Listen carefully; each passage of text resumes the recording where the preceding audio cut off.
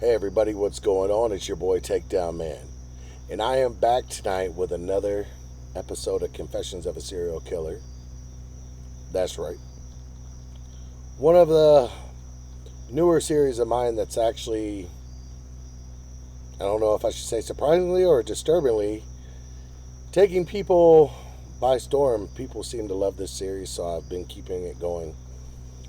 And tonight there's no difference, so once again, my name is Takedownman, and this is Confessions of a Serial Killer.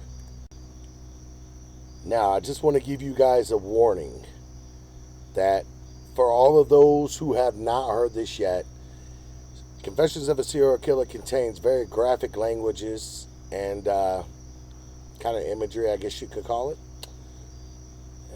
And your discretion is advised.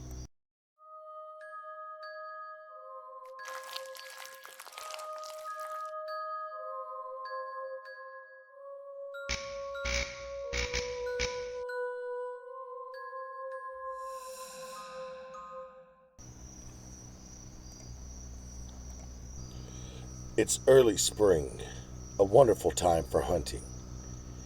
People are still staying inside due to their coldness. Well, for the most part anyways.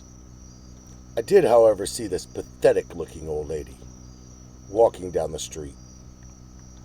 She looked so lonely and lost. I walked up to her and asked, "Is everything okay?" She replied, "I don't really know where I am. Do you know my son?" I couldn't help myself. I said, "Sure I do. I can take you there right now. My car's just right up the road." So she followed me. Yes, this little old bitch is batty, but as a god I cannot question those who come to me asking to be prey. I honestly had prepared for a fight, as I was actually looking for something, a little younger. But this was fate. We got into my car and started driving. We were heading towards my home and she dozed off. Upon entering my driveway, she awoke and asked me, "Where are we? Who are you?" I told her, "Don't you remember? I'm your new nurse. I'm taking you to your new home." She looked at me confused, but she went with me. Now, I was going to make her death quick, but she ended up pissing on my seat right before I stopped the car. Now she had to pay. I called her out of the truck and took her inside and told her to take off her pissy clothes, and we would change her. She did as told. Then we went towards my basement. I don't know what happened, but something must have clicked because she started screaming. I said, "Enough is enough." I grabbed her by the hair and punched her in the face. God, it felt so good. Felt so fucking good that I punched her again. Then I took off my belt. It had one of those old pewter buckles, nice and heavy. And I started hitting her all over the body. She was screaming and crying. I cannot believe that she actually started singing. She started singing a song, "Jesus loves the little children." So I laughed and sang it with her even louder. "Jesus loves the little children," as I beat her to a bloody fucking pulp. She just kept saying, "God, please help me, please." I told her, "I am your God." I would repeatedly run up and kick her, then would run up and do a kind of like a running punch. She was kind of a fat bitch, so I guess she could take more, because she should have been dead by now with everything I was doing.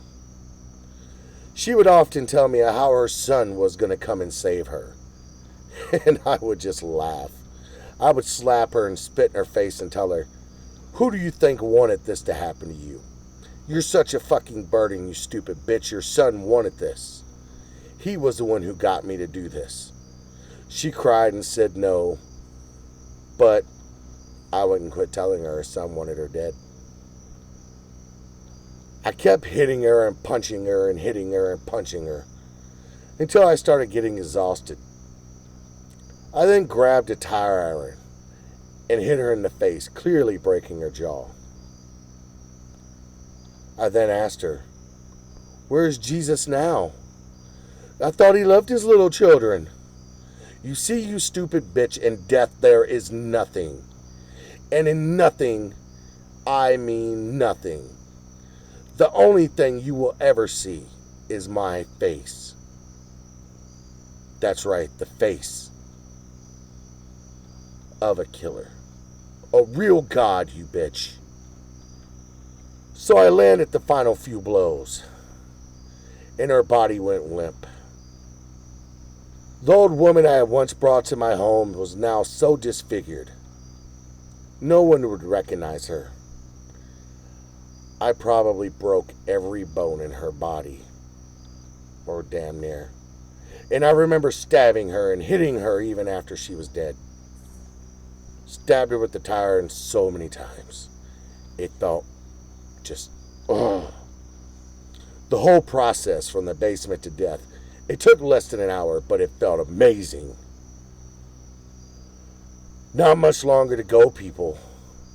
I'm sure by now some of you love me, and the others, well, the others hate me. You don't have any idea yet. The evilness inside of me, and what I am capable of. Yes, I am losing my mind, but there's still serenity whenever it comes to death. There's still time for more. Do you want to hear more, you sick fucks? Really? Do you want to hear more? Then come back in 4 days from now. I will have a great story for you. One of truth, about a predator and his prey, a god amongst men. These are my confessions. They are not your confessions. But maybe you will be the next one that I confess about.